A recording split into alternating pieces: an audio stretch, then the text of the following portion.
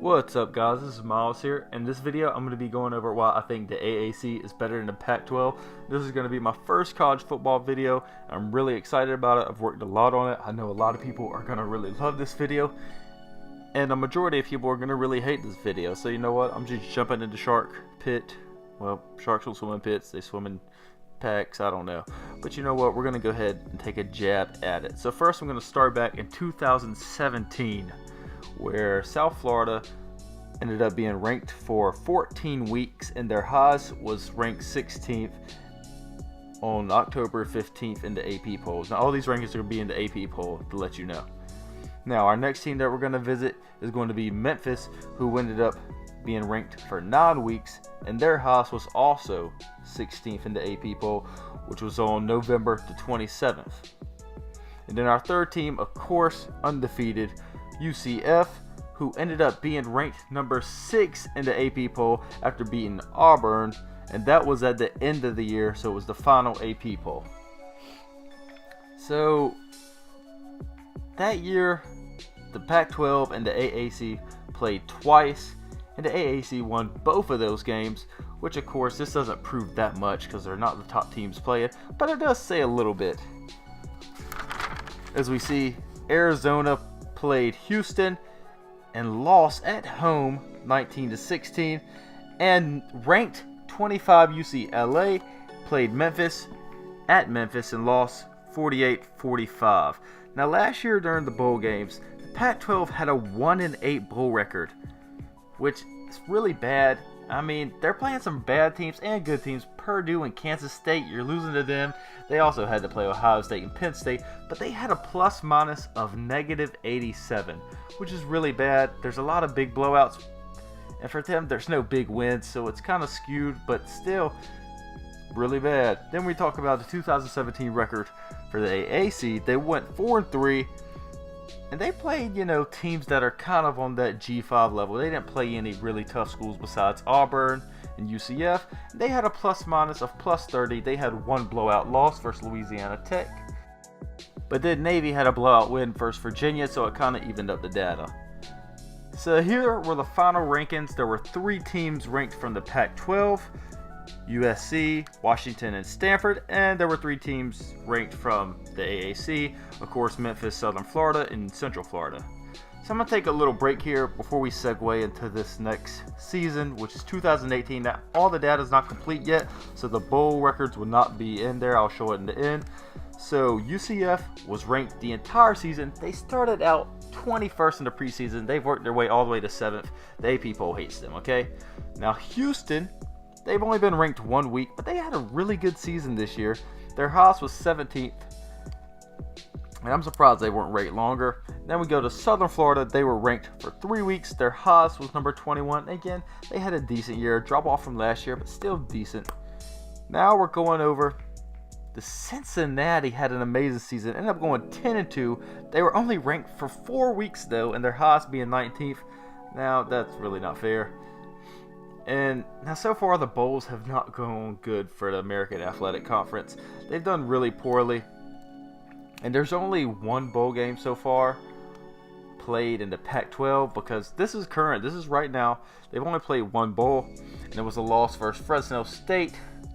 So I'm not going to go over all the bowl data yet because it's just too incomplete. We don't know what's going to happen. So again, this year the AAC was 2-0 versus the Pac-12. Which again, doesn't say that much, but it says something.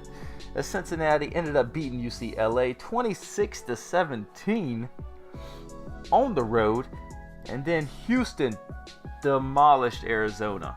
That's a really bad loss for the Pac-12. We're talking about playing a G5 school, not even the best in the conference. And Temple also had a really big win versus Maryland. I'm just pointing out some more games from the AAC this year. And then Houston lost to Texas Tech. And you're like, now you're pointing out losses. You're really reaching here. No, I'm not. Texas Tech lost 1 possession to Oklahoma in November. So this was very recent. They also lost 1 possession to ranked West Virginia. Now that was earlier in the year. And then they also lost again by 1 possession to Texas, 41-34. 7-point game in November, again when Texas was still competing to hopefully get in the college football playoffs. So here are some games I wanted to highlight as lowlights for the Pac-12, as ranked 22 Southern California lost to Texas 37-14, and everybody remembers when Stanford got obliterated by Notre Dame, and I don't even think Notre Dame's that good. So I'm going to jump into some stats. Looking at rushing yard leaders, we have Darrell Henderson from Memphis, who has been a monster all season in every category, which you're about to see. He's tied for first in touchdowns with 22. And then we go over yards per carry. He is third, while Greg McCrae from UCF is second at 9 yards per carry. Now, there has been some talk about Darrell Henderson going to the draft, which would be a tremendous blow for Memphis, but he should do whatever's best for him. And then Greg McCrae, this was his breakout season as only a sophomore, so you already know UCF has tons of talent stacked up. Now we go to receiving yard leaders, as James Prock from SMU was ranked 9th in receiving yards with 1,199, 12 touchdowns, a really good season for him. Now, of course, the Mustangs didn't have a good year, as we all know, but good season for him. Now we're going to passes intercepted leaders, as we have another guy from UCF, Richie Grant, who ended up having 6 interceptions and 2 forced fumbles this year.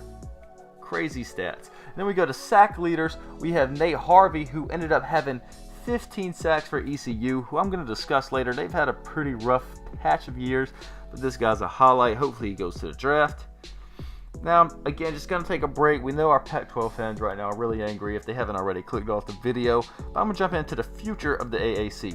Next year, UCF plays Stanford and Pitt, who could probably both be ranked when they play them. And let me tell you, if they win both of those games and go undefeated, it will be hard not to put them in the college football playoffs. Southern Florida will end up playing Wisconsin and Georgia Tech next year. Will be 2 big games for them. Now, Houston has the best schedule in the entire AAC next year, as they will play at Oklahoma and versus Washington State, who had a breakout year this season. I hope they do really well in those games. And then Cincinnati will get to play Pac-12 UCLA and get to go to Ohio State on September the 7th.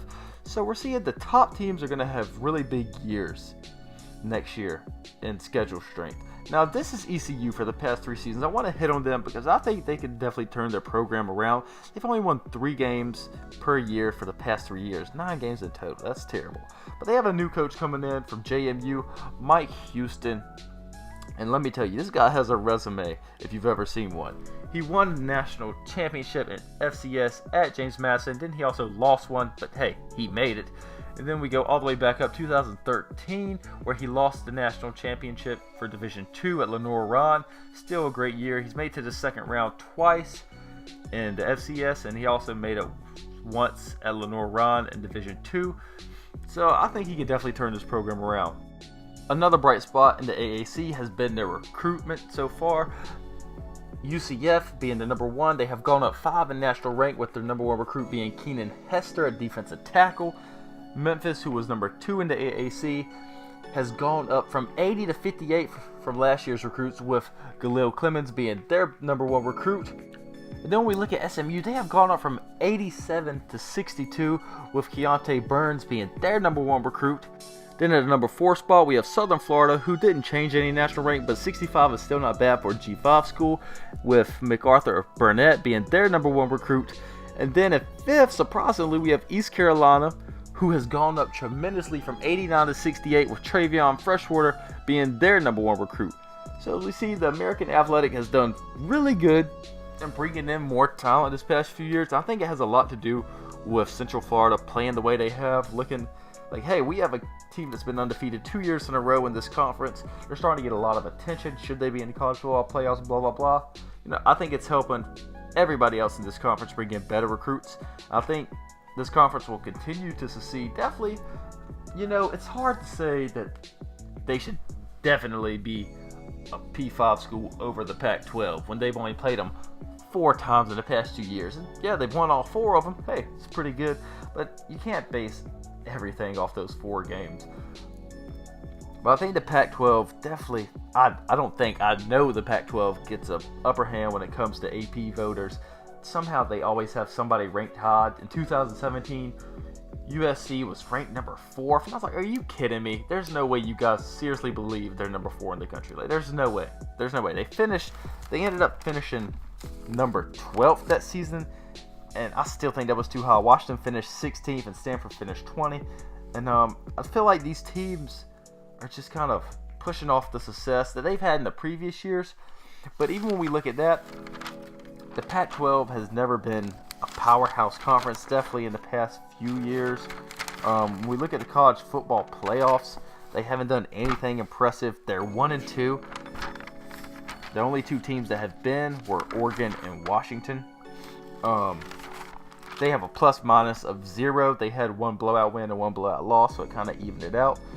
So at least they have 1 win. The only conference that doesn't have a win in the college football playoffs is the Power 5 conference, is the Big 12. Oklahoma has made it twice before. They haven't won either time. And as you know, well, I hope you know, they're playing Alabama coming up in a week. And so that would be a big win for them, but it's not going to happen, okay? Nobody's a fool. Oklahoma's not going to beat Nick Saban and that team. So the Big 12 will end up being most likely 99% sure 0-3 after this year. So at least the Pac-12 will have 1 win, which was Oregon with Marcus Mariota. But they still got blown out that year by Ohio State. So I just feel like Central Florida, these past 2 years, could have done just as good in the playoffs as any other Pac-12 team, definitely.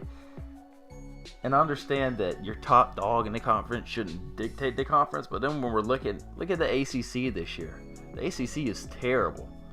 And Clemson, they're still going to do good and most likely go to the national championship game. So when it's that competitive down tight, I wouldn't even say that this video is so much trying to place them into the Power 5 and take the Pac-12 out, but at least say, hey, if they're not better than the Pac-12, they're at least on the same level. You know, that's the final point. They're at least on the same level as the Pac-12 when we come down to teams and talent. Definitely we come down. So what that the Pac-12 has all this AP voter support, and they're always going to have it. You can't change that, okay? G5 schools are never going to get any help from the voters.